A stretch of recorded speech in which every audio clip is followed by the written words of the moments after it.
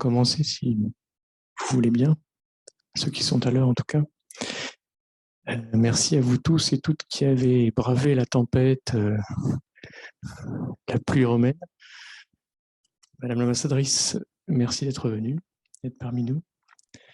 Nous nous retrouvons ce soir en ligne et en présence, pour les plus courageux, pour parler du nouveau livre de Jean-Pierre Philu, Le milieu des mondes, une histoire laïque du Moyen-Orient, de 395 à nos jours, et avec l'aimable concours de Mario Giraud comme modérateur. Je vais donner un court mot pour présenter nos deux intervenants, même si vous les connaissez peut-être déjà.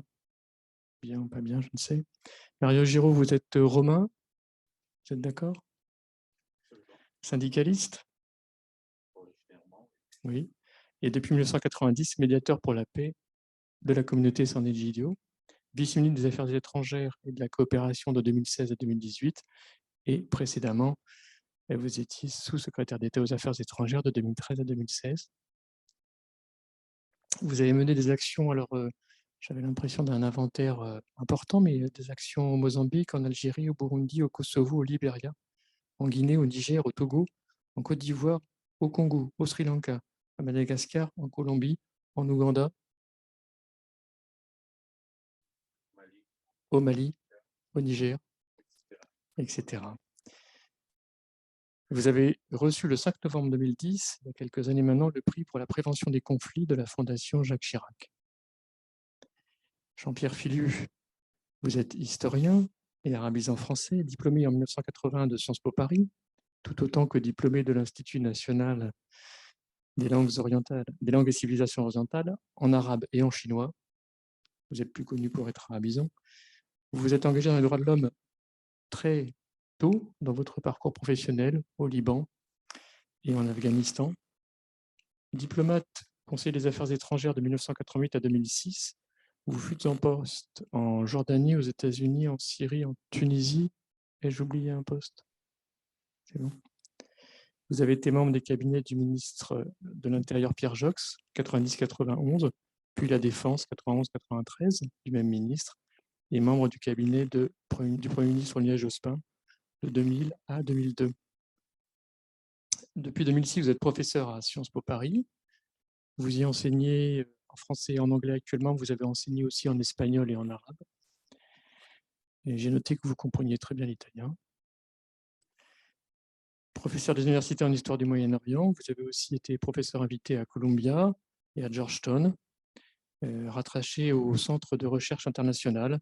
Vous nourrissez depuis 2015 sur le site quotidien Le Monde un blog ainsi Proche-Orient, dont les posts sont publiés tous les dimanches matins et lus par en moyenne, donc on en discutait 8 millions, non, 800, l'an dernier, 8 millions de personnes. Voilà. Merci à vous deux de votre présence ce soir. Merci aux personnes qui nous suivent en ligne et je vous souhaite une bonne conférence.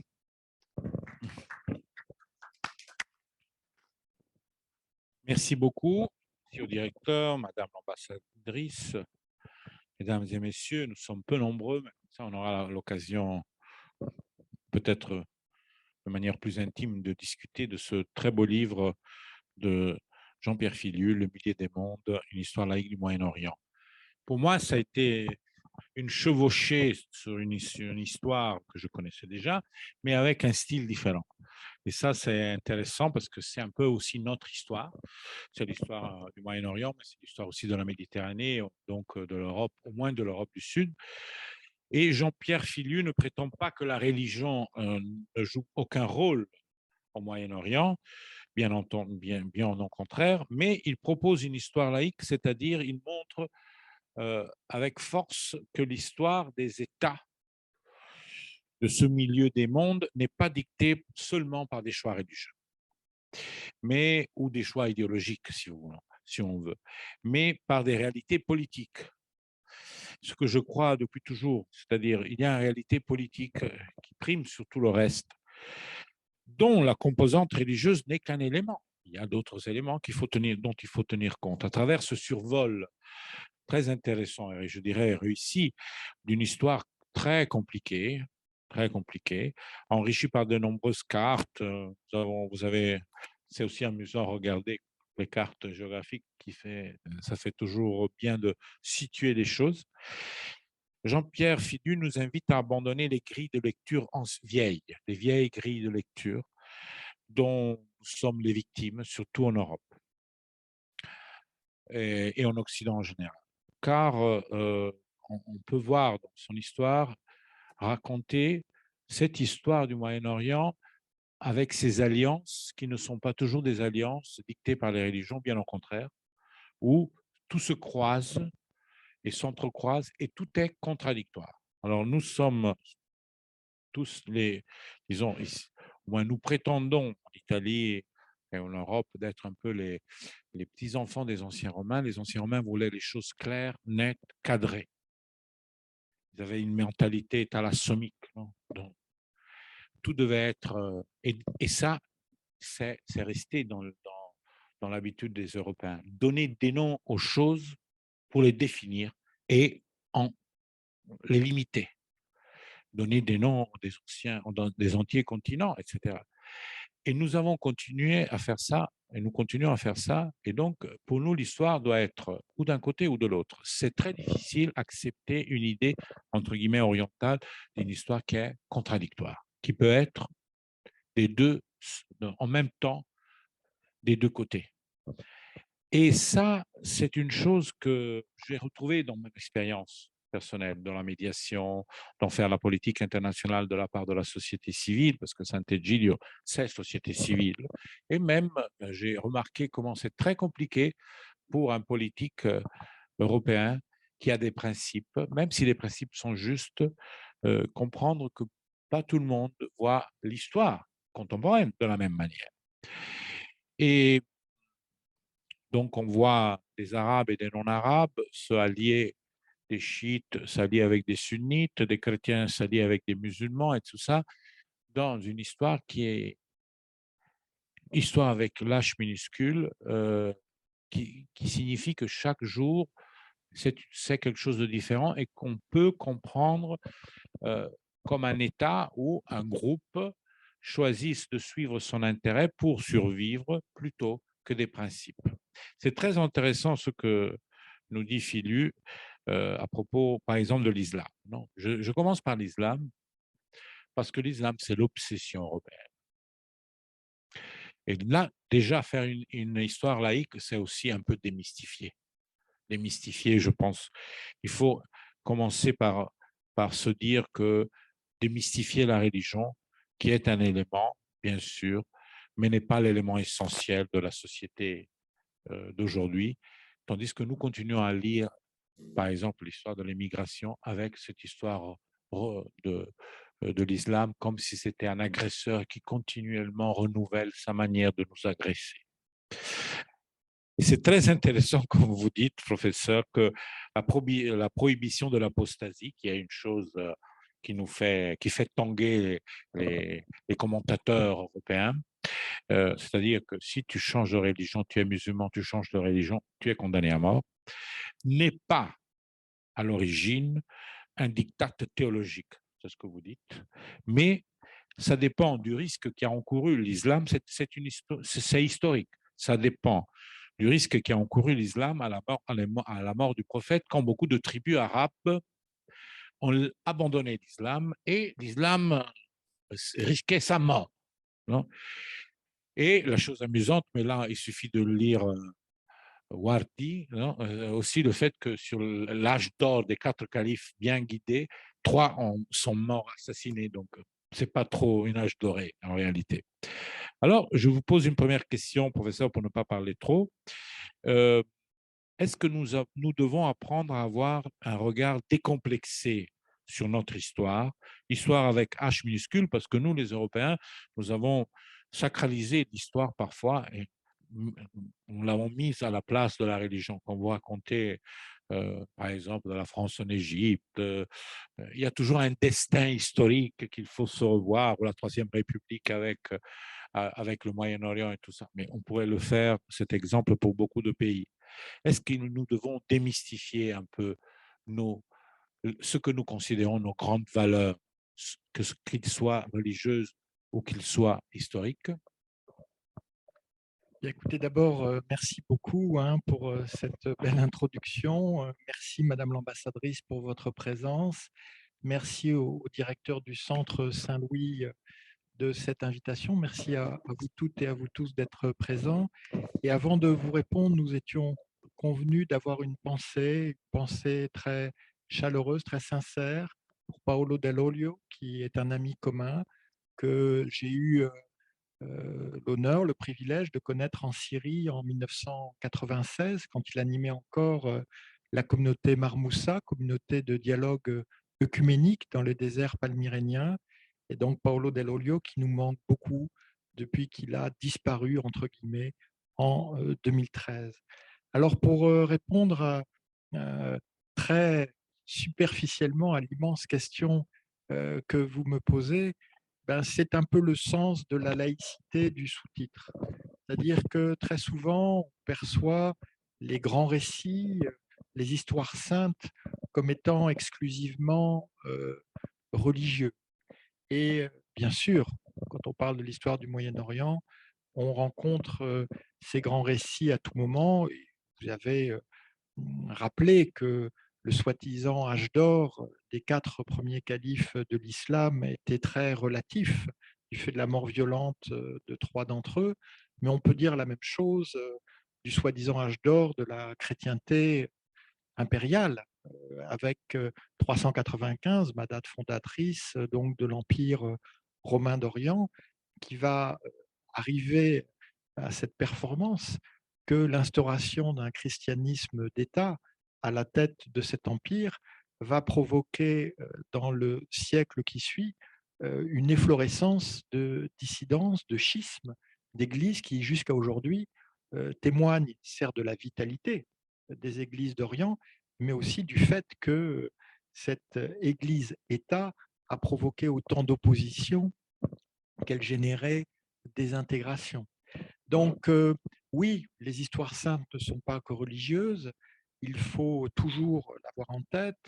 Et quand je parle d'une approche laïque, je pense aussi à ces histoires saintes que sont les histoires saintes, pour parler du Moyen-Orient, de la Perse éternelle, l'histoire sainte des Arabes. J'ai quand même vécu longtemps comme François-Xavier Adam dans un pays, la Syrie, où au musée national de Damas, on avait des tablettes de l'alphabet d'Ougarit et le régime Assad expliquait voilà comment les Arabes ont inventé l'alphabet.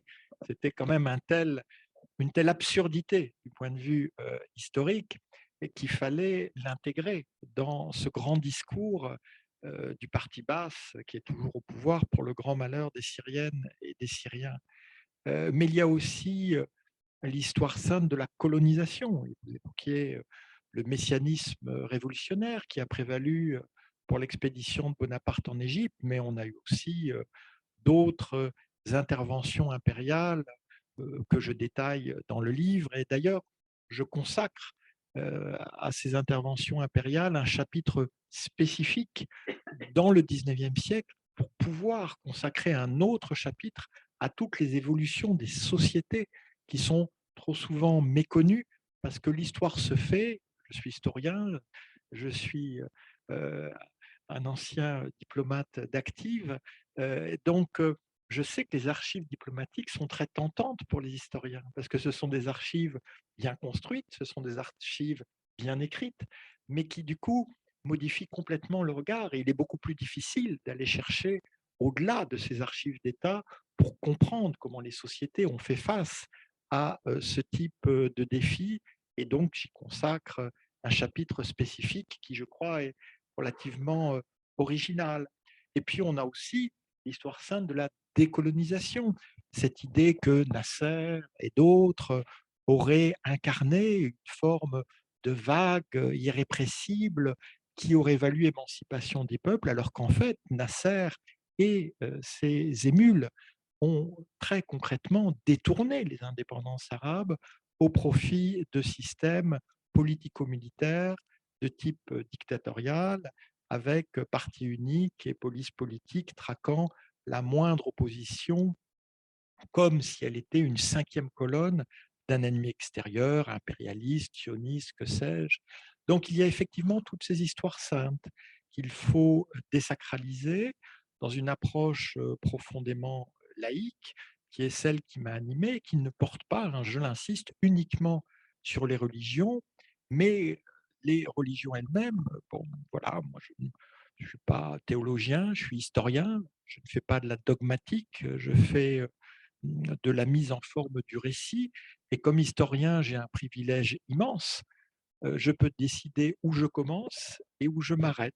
Et j'ai pris cette date de 395 parce que c'est une date éminemment politique, là, la création de l'Empire romain d'Orient par scission de l'Empire romain et avec un Empire romain qui, en Occident, à Rome et à Ravenne, se portait quand même assez mal, alors que l'Empire romain d'Orient était, lui, beaucoup plus prospère et créateur de normes, de droits, d'institutions, alors qu'aujourd'hui, on nous présente toujours l'Occident comme souffrant du poids de ces crises d'Orient qui seraient irrémédiables et irréversibles. Voilà, il faut savoir que ça ne s'est pas toujours passé comme ça. Et c'est ainsi, avec 395, que j'évite les 2 années zéro des calendriers chrétiens et islamiques, parce que quand on prend ces années zéro et 622, eh bien, avec la meilleure volonté du monde, on est obligé de se placer du point de vue de la religion qui a ainsi été fondée et dont le message s'est progressivement répandu. Donc, effectivement, 395 me permet de déjouer un peu ce piège, hein, de même que les chapitres, comme je l'ai dit, sont construits de manière contre-intuitive pour mettre en avant des dates qui ne sont pas celles qu'on cite le plus fréquemment, hein. Je ne finis pas un chapitre avec la chute de Constantinople en 1453. Je pense que la date la plus importante, c'est 1501, hein, c'est l'émergence de la Perse chiite par une espèce de concours de circonstances abracadabrantesque, comme aurait dit le regretté Jacques Chirac, où effectivement on a une confrérie soufie qui est d'abord sunnite, puis qui devient chiite, et qui finalement va s'emparer du pouvoir en Perse à partir de l'Azerbaïdjan, à partir du centre de la Perse, et va chiitiser le pays qui jusque-là était peut-être majoritairement chiite, c'est même pas certain, mais qui en tout cas, c'est de ce moment-là, donc il n'y a pas si longtemps, à l'aune de l'histoire du Moyen-Orient, hein, il y a 5 siècles, qu'il y a une identification entre la Perse et le chiisme. Oui, et ça c'est intéressant parce que ça démystifie aussi ce fait, hein, qu'on dit toujours les Iraniens sont successeurs des Perses, disons, les Iraniens sont chiites parce que ils sont iraniens, ils ne sont pas arabes. Mais l'histoire nous démontre que ça a été un concours de circonstances, Voilà. même externes. Externe, et que donc les Perses, hein, le terme Iran n'est employé qu'à partir de 1935, hein, les Perses qu'on présente souvent, là encore, dans l'histoire sainte de la Perse éternelle, comme ayant été les victimes d'une invasion arabe qui aurait ravagé la culture perse. En fait, les Perses vont très vite prendre le pouvoir symbolique, le pouvoir culturel, le pouvoir même dogmatique, vu que ce sont des Perses arabisés qui vont dominer le véritable âge d'or de l'islam, qui est le 1er siècle abbasside, donc avec une capitale à Bagdad et des prises de pouvoir qui se font à partir de l'est de la Perse et non pas du tout à partir de la péninsule arabique qui est neutralisée en fait au bout d'une génération après la mort de Mohamed. Oui, et justement, une chose intéressante que j'ai trouvée très intéressante dans le livre, c'est aussi l'historisation de soi-disant âge d'or, du premier âge d'or. Il y a un autre âge d'or, comme vous le dites, et le fait que finalement, le prophète Mahomet s'était borné à Mecque et Médine, c'est Abou Bakr qui crée un État arabe, un premier État arabe, et ses successeurs qui créent l'expansion par toute une série de circonstances qui n'étaient pas inscrites. euh, et ça, c'est un peu l'histoire sacrée de l'islam originaire, non? C'était inscrit que l'islam devait occupé, etc. Mais ce n'était pas pas du tout dit. Absolument pas. On reconstruit a posteriori, on fait comme si ce qui s'est passé était écrit, ce qui est assez normal s'agissant d'une religion porteuse d'un message à vocation universelle. Mais en fait, il y a eu ces concours de circonstances et puis ce paradoxe sur lequel on ne revient pas assez, c'est que donc au bout d'une génération, l'islam quitte la péninsule arabique. La Mecque et Médine deviennent des villes saintes, mais sans pouvoir politique. Il y a une tentative à la fin du 7e siècle de réimplanter un califat en opposition au califat qui est désormais installé à Damas. Oui, Et vous le dites, les deux califats, ça, les deux, c'est déjà oui, antithéologique, non? voilà, complètement, c'est une aberration.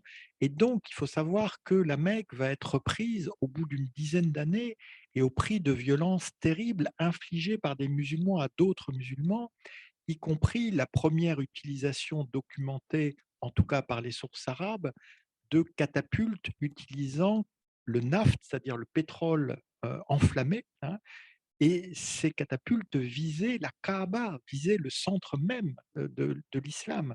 Et donc, effectivement, cet épisode étant peu reluisant pour toutes les parties, il va rentrer dans une espèce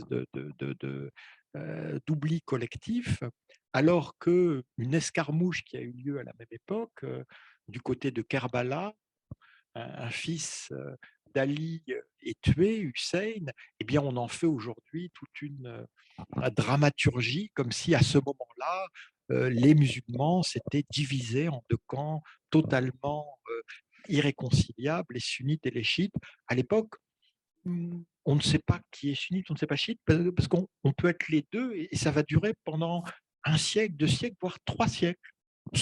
Mais la bataille de Kerbala devient un moment identitaire fondamental, non? La Choura, c'est la grande. Oui, Et donc, aujourd'hui encore, la fête religieuse principale du chiisme, qui, paradoxalement, je me rappelle que La Passion du Christ, le film a beaucoup plu en Iran, hein, a beaucoup plu chez les chiites, parce que c'est la même chose, disons. oui. C'est le sacrifice. Oui, il y a un côté doloriste, mais là aussi, tout ça s'est construit progressivement, hein. C'est Exactement. construit à partir euh, de répression, à partir de révolution, à partir de contestation, et avec un dogme qui va adopter une tonalité de plus en plus messianique, au point que toute la théologie chiite actuelle est construite sur l'immanence d'un imam caché qui est là sans être là. Il n'est pas au ciel, il ne va pas redescendre.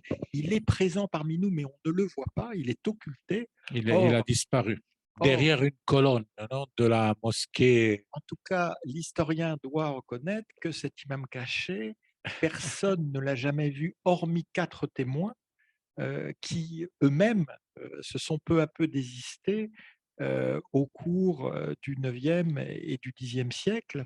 Donc, on est complètement dans la croyance, mais quand il m'est arrivé de discuter de théologie, je répète, ce n'est pas du tout ma spécialité, mais au Moyen-Orient, il faut rencontrer des religieux et il faut avoir avec eux un discours religieux. Donc, j'ai des connaissances dogmatiques islamiques, je crois, assez honorables.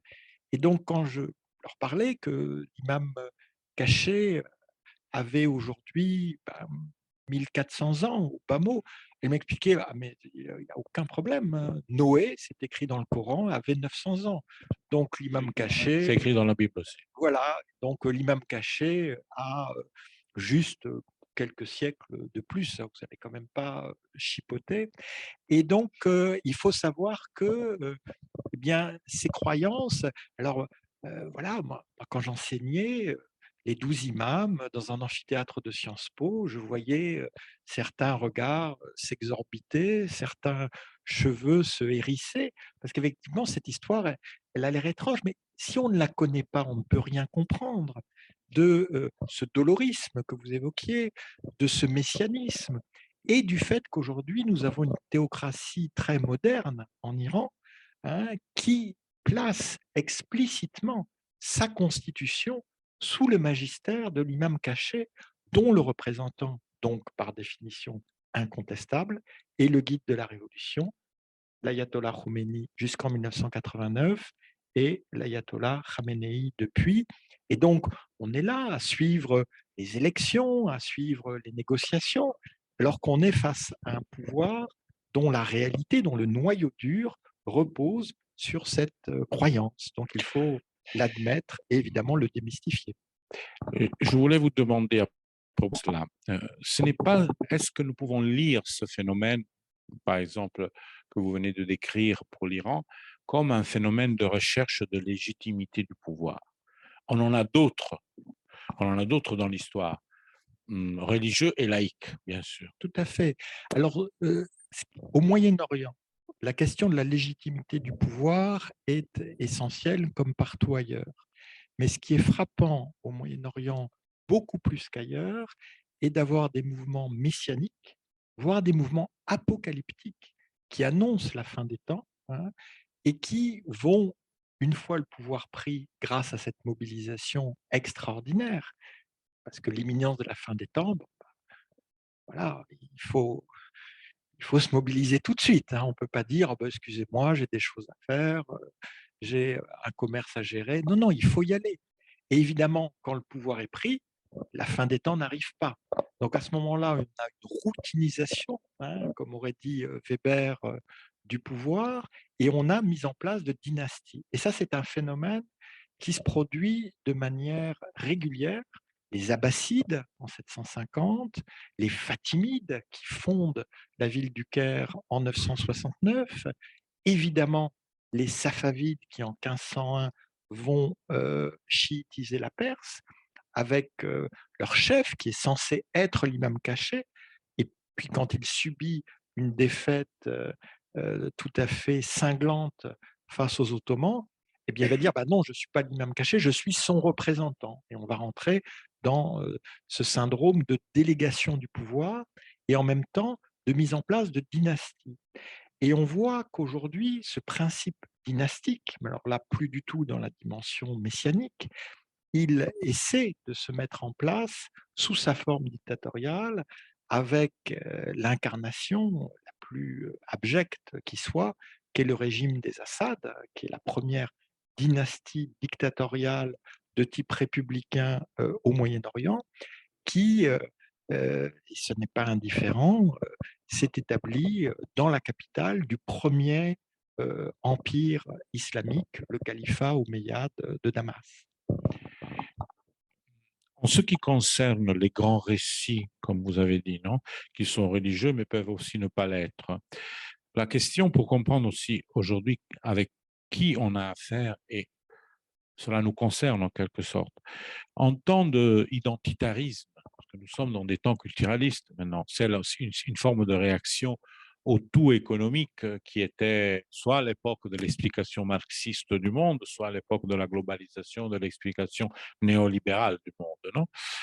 Est-ce que ces grands, disons, est-ce que nous sommes dans une époque où on a encore plus besoin de grands récits pour affirmer son identité nationale, par exemple au Moyen-Orient, mais pas seulement? Le ce qui manque au Moyen-Orient le plus cruellement, c'est le droit à l'autodétermination et donc l'affirmation nationale d'un peuple souverain. Cette affirmation nationale, elle a été niée, détournée, heu, par d'abord les puissances impériales, fondamentalement la France et la Grande-Bretagne au Moyen-Orient, mais après, et cela on ne le souligne pas assez, par des dictatures qui ont détourné ces indépendances au profit de pouvoirs personnels, hein, la version la plus poussée, mais aussi la plus terrible étant celle que je viens juste d'évoquer avec la dictature héréditaire des Assad. Donc, on a la mise en place de récits identitaires, de propagande qui servent ces pouvoirs, mais qui vont à l'encontre des aspirations populaires. Et, il se trouve que j'ai enseigné en arabe, l'histoire arabe, dans un camp de réfugiés syriens qui se trouve à Zaatari, en Jordanie, qui est sans doute aujourd'hui le plus grand camp de réfugiés au Moyen-Orient.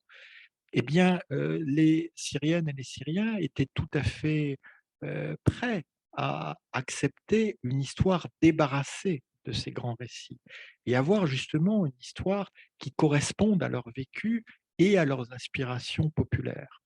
Ce qui est problématique et ce contre quoi toute ma démarche va se déploie, c'est quand on projette des catégories, qu'on identitarise, Amin Malouf parle des identités meurtrières, et qu'on fait comme si une femme ou un homme au Moyen-Orient ne pourrait être qu'une chose, ne pourrait être qu'un chrétien, ne pourrait être qu'un chiite, qu'un sunnite. Moi, je ne suis pas très vieux, enfin, je pense, j'ai pas encore 60 ans, j'ai connu un Moyen-Orient où j'avais des amis où même au Liban, je ne savais pas qui était sunnite, qui était chiite. Et quand on essaie de comprendre, par exemple, la révolution égyptienne, comme j'essayais de le faire, quand on met la catégorie islam, on se rend compte que cette catégorie n'explique rien.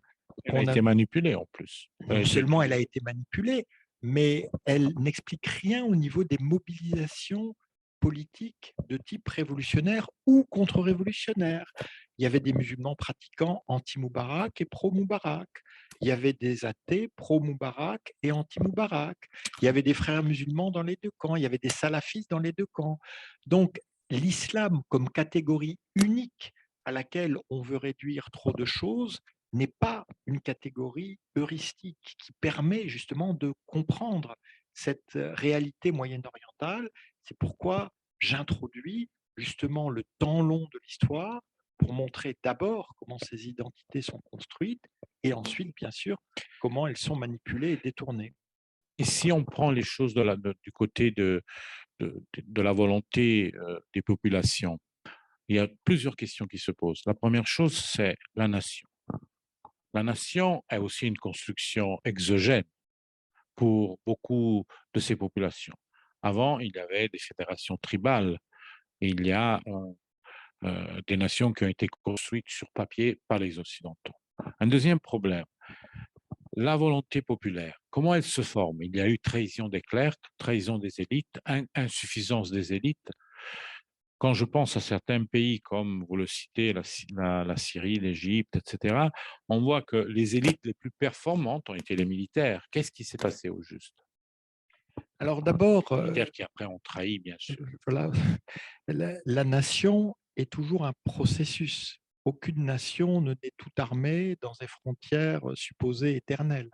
C'est par les processus historiques et c'est pas ici que je vais rappeler cette évidence. Donc, le nationalisme, hein, de type européen, beaucoup de gens au Moyen-Orient étaient prêts à l'adopter. Sauf que pour les Européens, étrangement, ce nationalisme, il était bon pour les Grecs, il était bon pour les Polonais, il était bon pour les Belges, il était bon pour les Italiens, mais il n'avait plus cours au Moyen-Orient. Et ça, je l'explique très simplement.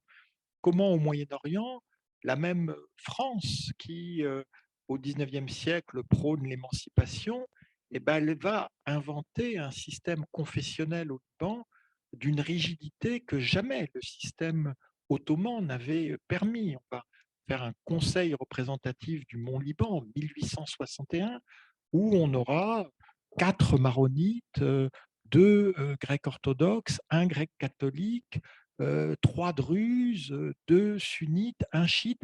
Jamais au Moyen-Orient on avait eu ce type de catégorisation. Il y avait effectivement des,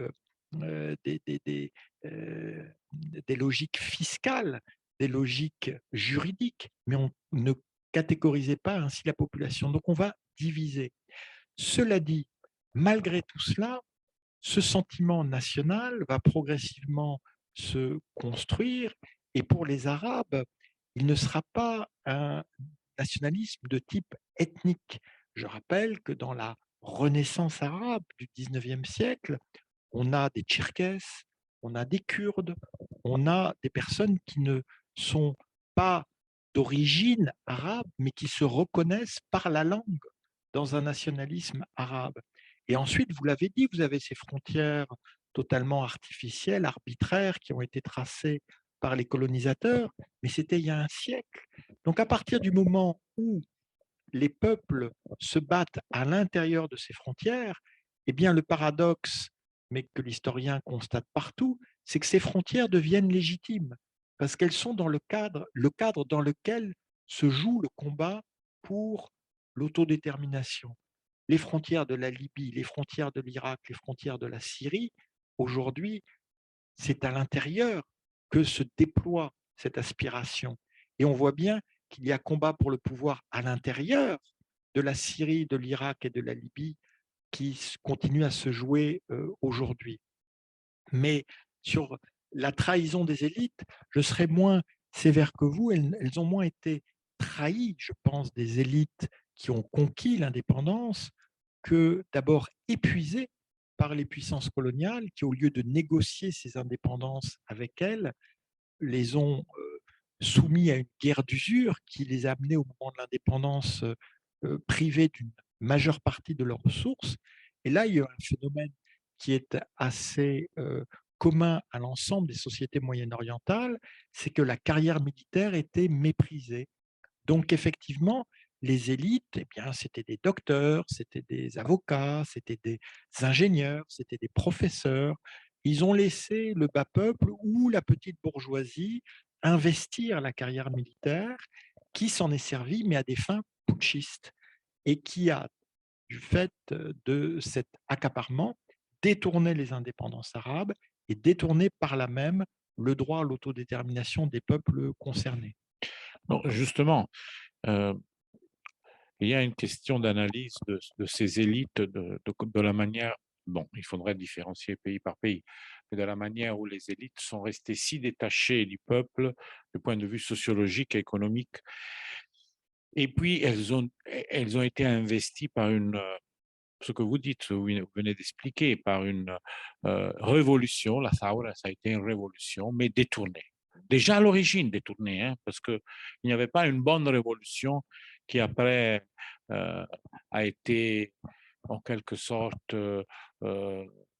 changée en cours d'œuvre. Non, je pense qu'il y a cette... et c'est là que les salafites ont eu la possibilité de reprendre à leur bénéfice un discours révolutionnaire social, hein, et même en utilisant des catégories absurdes, c'est-à-dire des catégories fixées par la théologie. Mais quand vous affirmez que les élites ont quand même maintenu un esprit pluraliste, cela dit, ce n'était pas écrit.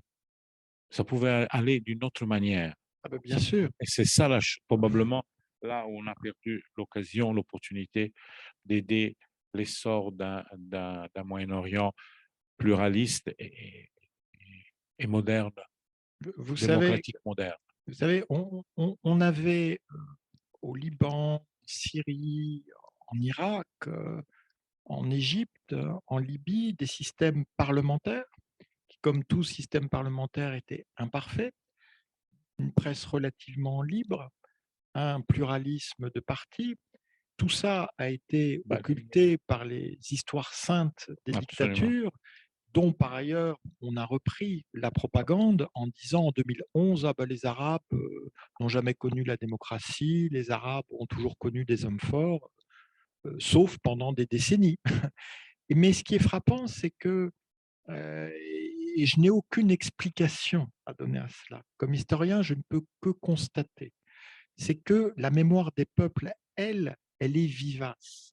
Et en 2011, quand la révolution éclate en Libye contre le régime totalitaire de Kadhafi, soudain, partout en Libye, réapparaît le drapeau de la monarchie sénoussie, qui est un drapeau compliqué à faire. Hein. Ce n'est pas un drapeau qu'on peut tisser du soir au matin. Tout le monde l'arbore. Aujourd'hui, malgré la guerre civile, malgré les affrontements entre milices, tous les camps arborent le même drapeau. Pourquoi? Pas parce qu'ils sont monarchiques, mais parce que ce drapeau incarnait l'avant-totalitarisme. Il incarnait une indépendance, celle que le roi Idriss avait négociée avec les alliés, sous l'égide de l'ONU, qui avait fait que la Libye était restée un pays tripartite, mais uni. Même chose en Syrie. Dès le début de la révolution, on a le drapeau à 3 étoiles, le drapeau de la Syrie indépendante, le drapeau anticolonial, le drapeau que le parti Baas a aboli au profit d'un drapeau à 2 étoiles qui ne correspond pas à la Syrie, mais qui correspond à une république arabe unie entre la Syrie et l'Égypte. Donc ces drapeaux sont tout à fait fondamentaux. Et puis il y a les dates. Là, l'actualité, c'est évidemment la formidable résistance du peuple soudanais au coup d'État du général Bourhan. Mais quelle date choisissent les Soudanaises et les Soudanais pour lancer leur première manifestation de masse contre le coup d'État ou la tentative de coup d'État? C'est le 21 octobre.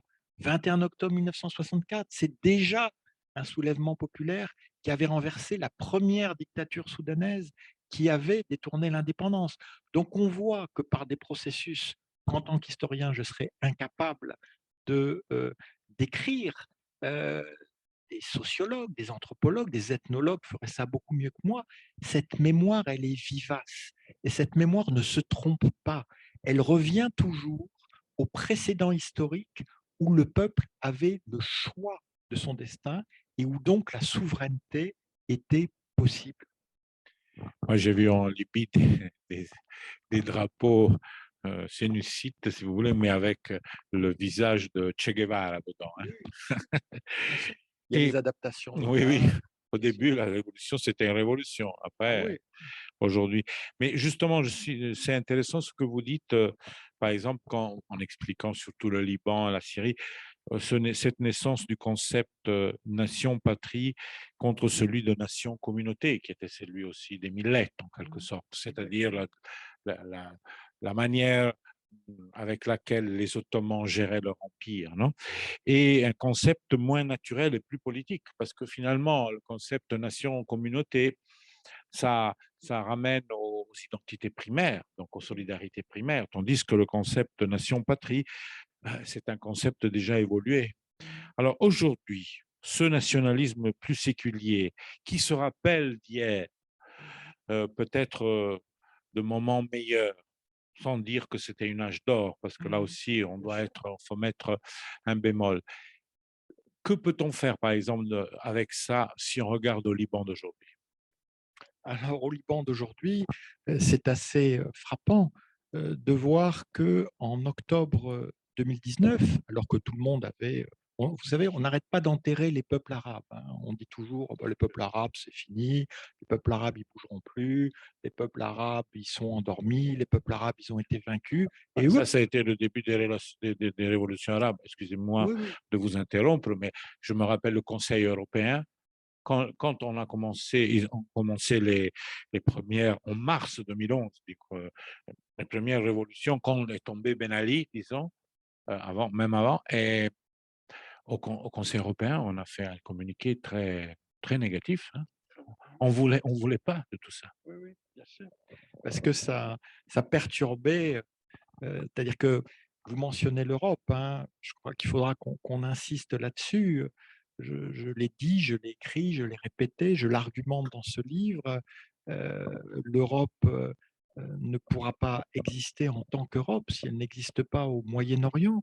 Et les Européens en 2011 n'ont pas compris que la chute du mur de la peur dans le monde arabe était aussi importante pour leur avenir collectif que la chute du mur de Berlin en 1989.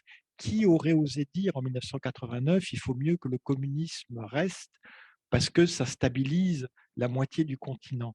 Ben, c'est un raisonnement aussi absurde qui a été tenu à l'égard des dictatures, et on voit bien que ces dictatures non seulement ne maintiennent ni stabilité ni sécurité, mais au contraire sont les principales instigatrices du chaos, du terrorisme, des migrations, et que c'est leur maintien au pouvoir à fond perdu. Il faut voir que ce sont des sommes colossales qui sont englouties pour maintenir un statu quo qui est de toute façon perdu d'avance.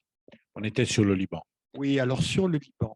Donc, on a enterré les peuples arabes je ne sais combien de fois. Et voilà pas qu'en 2019, les Soudanais arrivent a renversé non seulement une dictature au pouvoir depuis 30 ans, mais une dictature génocidaire, dont le chef, Omar el-Bachir, était condamné pour génocide par la Cour pénale internationale. Ils y arrivent pacifiquement. Hein, ils y arrivent au prix d'un accord avec les militaires, dont on voit aujourd'hui que les militaires n'avaient aucune envie de le tenir de manière sincère. On a le Hirak en Algérie, la contestation pacifique qui est lancée. Et puis on a en octobre 2019, donc pour dire qu'on a cette, non pas deuxième vague de soulèvement démocratique, mais je pense que c'était même une troisième vague, hein, si on prend l'histoire dans la durée comme j'apprécie de le faire. Mais deuxième, troisième vague, peu importe. On a les deux pays les plus confessionnalisés, gouvernés par des systèmes miliciens que sont l'Irak et le Liban, avec dans les deux cas une milice au Liban, dans le cas un cartel de milices en Irak qui travaillent pour l'Iran, hein, qui sont sous contrôle opérationnel, hein, de la République islamique d'Iran. Et soudain, on voit, hein, des contestations multiconfessionnelles contre le principe même de ce régime confessionnel et pour affirmer une citoyenneté. Hein, Alors, pour le Liban que vous évoquiez plus précisément, la réaction du régime miliciano-confessionnel a été très simple. Ça a été la même réaction par l'économie que celle du régime Assad par la guerre. Il faut que la classe moyenne soit menacée d'extinction. Il faut que les voix critiques soient contraintes à l'immigration. En Syrie, ça a été opéré par une guerre abominable. Au Liban, ça a été opéré encore plus vite par la faillite économique, faillite qui n'est pas du tout une fatalité, qui a été organisée par ce cartel mafieux qui tient le pouvoir et qui préfère voir le pays s'effondrer et surtout ses forces vives s'exiler pour ne maintenir sur place que des populations dépendantes qui devront se soumettre à l'assistanat de type communautaire ou confessionnel et en revenir à ces leaders traditionnels et abandonner tout espoir de changement politique. Et donc, comment peut-on aider le Liban à ne pas tomber dans le gouffre? Parce qu'on a beaucoup parlé, la fin de la guerre en Afghanistan, que vous avez aussi commenté sur la presse, on démontre que les défauts, qu'on ne peut pas imposer une démocratie, surtout pas par les armes, disons, mais donc une démocratie ne s'impose pas, mais se compose. Alors aujourd'hui, nous avons la Tunisie, nous avons le Liban, qui sont deux pays petits, à la portée aussi des ressources des Européens, mais les Européens, les Français, les Italiens en particulier, oui, il y a les Allemands, les Espagnols, mais surtout les Français et les Italiens n'arrivent pas, en considération aussi des intérêts, hein, parce que et la Tunisie et le Liban étaient le premier ou le deuxième partenaire commercial de l'Italie ou de la France, c'est-à-dire où on était là. Et maintenant, ça part dans tous les sens et on voit une réaction, un raidissement anté-régime presque en Tunisie et on voit ce qui se passe, disons, avec, que vous avez bien décrit, avec les communautés et ces sortes de mafias, de blocage entre les intérêts économiques et la volonté de maintenir le contrôle au Liban. Qu'est-ce qu'on va faire? Qu'est-ce que nous pouvons faire, nous, les Européens, si on avait l'envie de le faire, hein, parce que là... Oui. Alors, je crois déjà qu'il faut, mesurer l'importance et l'impératif de la non-assistance à peuple en danger. Je crois que c'est cela.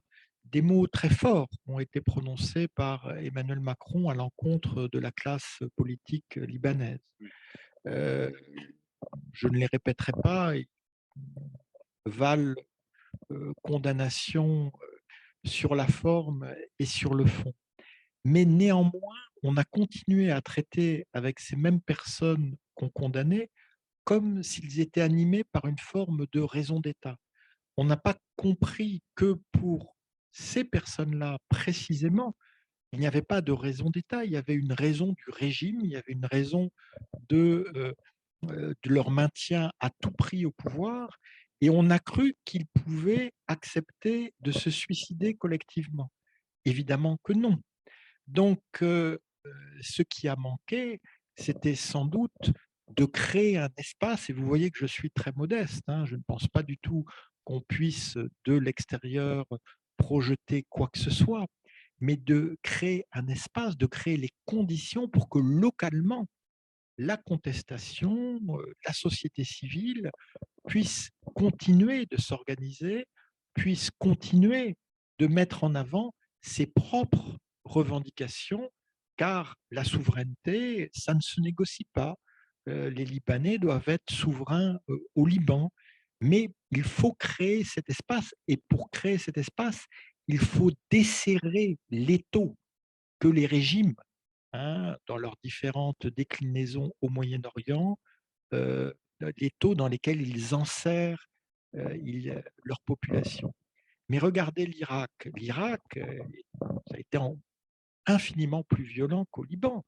La contestation, on a eu environ 600 militants qui ont été assassinés au cours des manifestations devant chez eux pour terroriser les contestataires. Je constate que lors des dernières élections, alors même qu'une partie des contestataires prônait le boycott, il y a eu une percée historique de ce qu'on appellerait des partis anticonfessionnels ou tout simplement des partis citoyens, alors que tout le monde misait sur l'organisation des partis de type milicien. Donc, il y a effectivement une demande de droit, une demande de citoyenneté, une demande de normes, et elle s'exprime sous des formes diverses.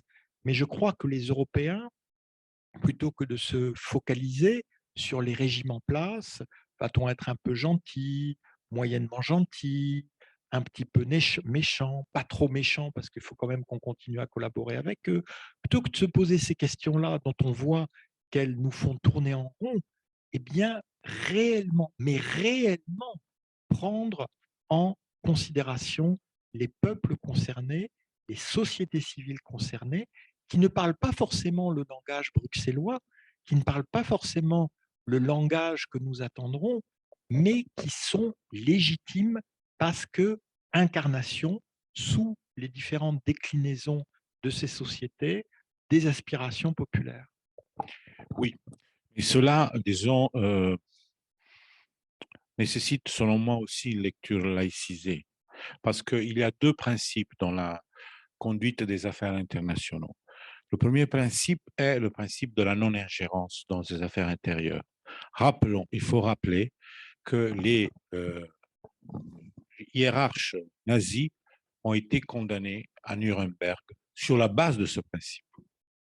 C'est un principe créé par les démocraties. Maintenant, il y a un deuxième principe qui est celui que vous venez d'évoquer de manière, disons, plus légère, mais qui finalement est le principe nouveau de l'ingérence humanitaire, non? Assistance au peuple en danger. Et là, on a commis beaucoup d'erreurs. Est-ce qu'il n'y a pas une relecture laïcisée de ce principe de l'ingérence à faire? Moi, je n'ai jamais parlé d'ingérence humanitaire, je n'ai jamais parlé de... L'assistance au peuple en Oui, danger. oui, oui. L'assistance à peuple en danger, ça veut dire qu'on a un peuple d'un côté et que nous continuons à collaborer quotidiennement avec les régimes qui sont les principales causes de Oui, cette dégradation. mais c'est pour dire le plus grand soft power chinois en politique internationale, c'est faites ce que vous voulez, nous ne nous ingérons pas dans vos affaires. Et c'est ce que toutes les élites au monde qui sont au pouvoir veulent entendre. Nous, les Européens, nous avons essayé, les Occidentaux, en ce cas, les Américains avec, surtout eux, nous avons essayé de trouver la manière de faire l'opposé. Et nous nous sommes plantés, disons-nous la vérité. Nous sommes partout. Excusez-moi, les Européens n'ont jamais nulle part cherché sérieusement à faire quoi que ce soit de ce type au Moyen-Orient. Quant aux Alors, les Américains, Américains, oui. ah oui, mais excusez-moi, Oui, oui. l'Amérique et moi, il y a au moins un océan entre nous, hein. Et je ne parle pas de l'océan intellectuel, hein. Donc les Américains en Irak ont mis en application le pire du mandat français au Liban et le pire du mandat britannique en Irak, hein. Ce n'était pas brillant, hein. Donc, quant aux Européens, qu'est-ce qu'ils ont fait? Ils ont Nous avons soutenu les guerres des Américains, tous. pas tous. Je rappelle que Les l'Europe, France, fois pas. pas que la France. D'abord, là aussi, il faut rappeler que il n'y avait pas qu'une France et une Allemagne isolées contre le reste de l'Europe.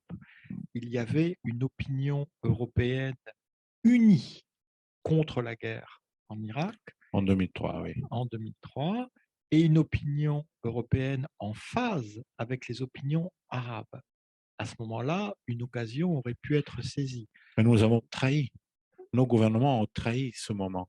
Et c'est pour ça qu'il n'y a plus eu de manif pour la paix depuis 2003.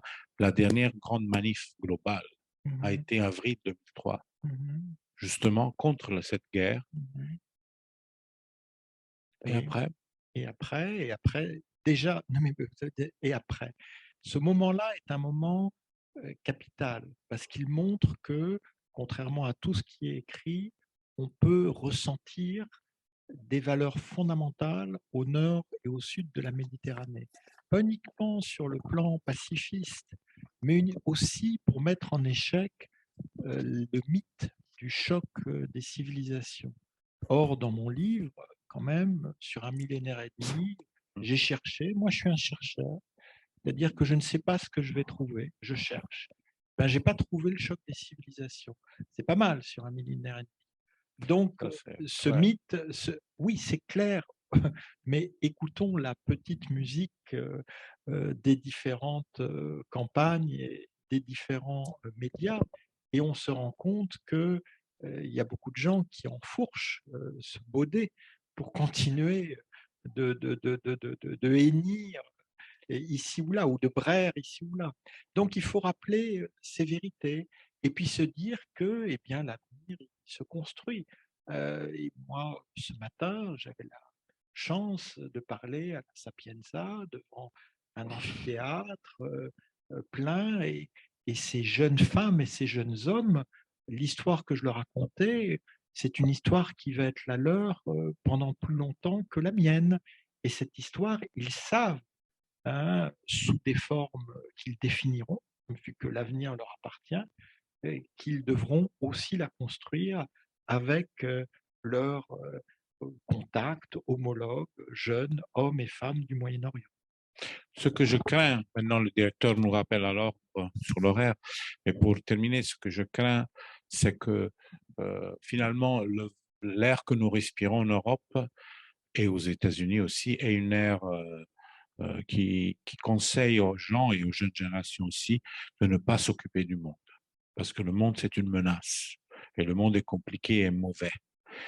Et nos défauts et nos échecs nous ont commencent à faire venir dans la tête des gens l'idée que c'est mieux ne pas s'occuper, surtout des places compliquées. Or, votre livre nous aide à relire cette histoire d'une autre manière et de comprendre qu'au contraire, il faudrait que les jeunes générations, surtout qui vont gouverner nos pays à l'avenir, mais aussi les gouvernants d'aujourd'hui. D'ailleurs, nous avons aussi des gouvernants jeunes, disons, assez jeunes, disons, apprennent que la complexité a besoin d'une culture de la complexité. Ça, c'est l'effet de la globalisation, mais qu'il ne faut pas avoir peur du monde et qu'on peut chercher d'aider sans pour autant faire des dégâts comme on a fait, disons.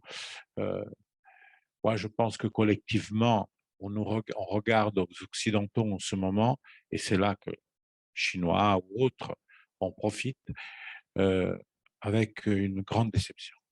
Une grande déception pour avoir été abandonné une deuxième fois ou une énième fois peut-être. Et il faut contrer cette résignation d'idées et d'actions qui serait la description générale de nos sociétés en ce moment et qui, au contraire, doit être battue en brèche par une nouvelle passion. Monsieur le directeur. Je vous en prie, c'était Je voulais pas vous couper, simplement voir s'il y avait des questions dans la salle ou sur la toile. Avant de peut-être, est-ce que vous avez des questions?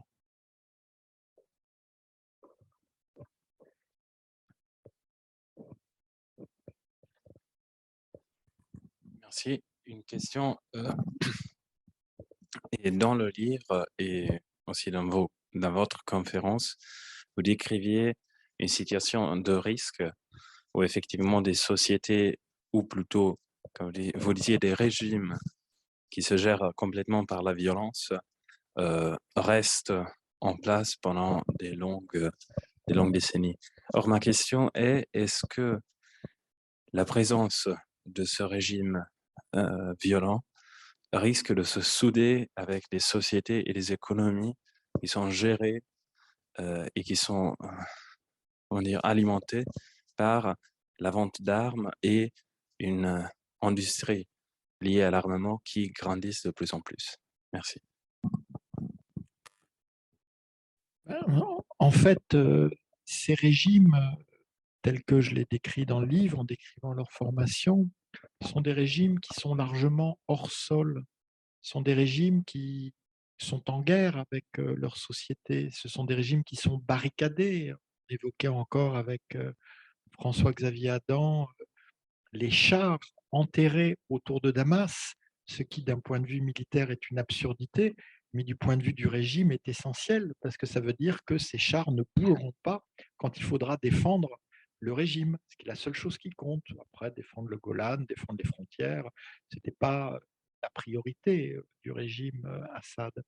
Donc, on a ça. Donc, effectivement, hein, on a des ventes d'armes qui peuvent être détournées à l'encontre des populations.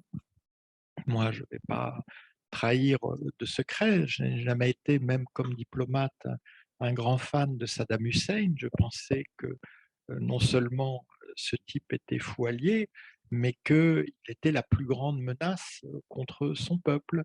Et on a vu que les armes qui lui ont été très généreusement vendues, et que d'ailleurs il n'a jamais payé parce qu'on lui accordait des rééchelonnements de dettes successifs, eh bien, on a fini par les combattre avec nos propres armes dans le cadre de la coalition de libération du Koweït en 1990-91. J'aimerais que de temps en temps, on se rappelle des catastrophes économiques, financières d'une telle magnitude avant de conclure tel ou tel contrat qu'on nous présente aujourd'hui comme mirifique. Mais c'est ainsi. Merci. Est-ce qu'il y a d'autres...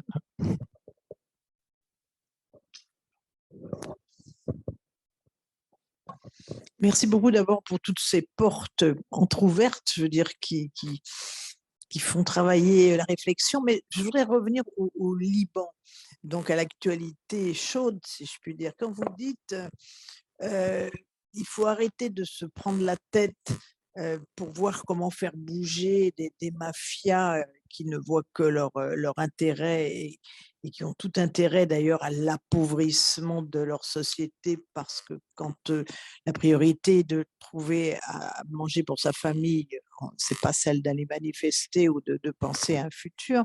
Mais quand vous dites il aurait fallu qu'on soit plus qu'on ait une réponse vis-à-vis de ces sociétés qui se soulevaient. Ça va là pour le Liban aujourd'hui, mais pour les révolutions arabes. Mais opérationnellement, ça veut dire quoi?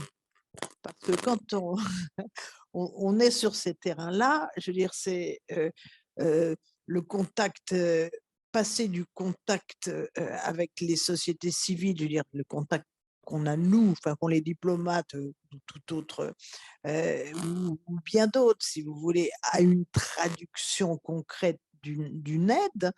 Bon, comment on fait? Moi, je n'ai pas la réponse. Moi, je ne prétends pas avoir réponse à tout, mais dans le cas du Liban, il s'est passé un moment très simple.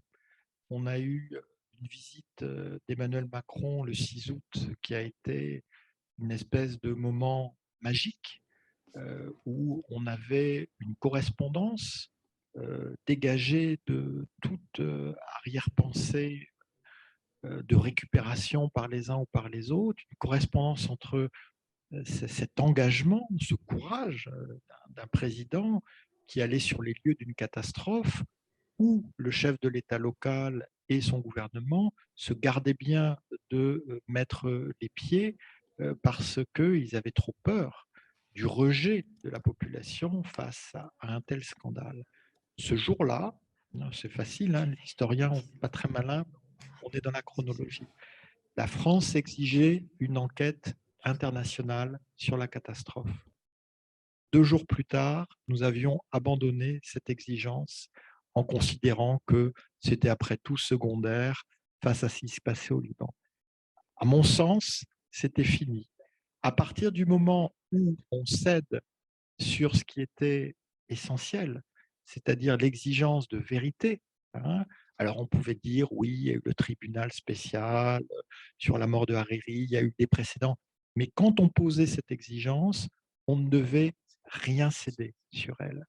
Et le système a parfaitement compris, c'est un système qui n'est pas forcément très sophistiqué, mais qui comprend parfaitement les stimuli qu'on lui envoie.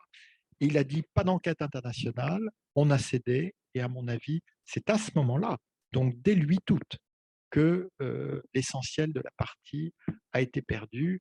Et on a vu après sur le gouvernement technocratique et sur les autres conditionnalités. Cela dit, hein, je pense que l'histoire continue, elle n'est jamais terminée. Hein.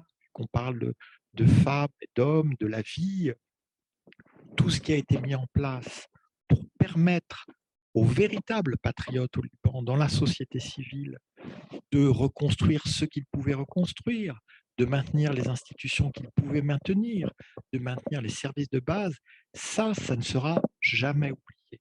Parce que ça, les générations à venir au Liban sauront qu'à ce moment-là, la France, l'Europe et d'autres ont été aux côtés du peuple libanais dans cette grande épreuve qu'il traverse. Est-ce qu'il y a d'autres questions? Non, mais je vous remercie pour votre présence ce soir, Monsieur Philippe, Monsieur Giraud. Merci aux personnes d'être venues malgré la pluie qui va continuer, j'imagine. Je vous invite à nous retrouver à une table avec la librairie Stendhal qui a quelques volumes de Jean-Pierre Philippe, je crois. Merci et bonne soirée. Merci à vous.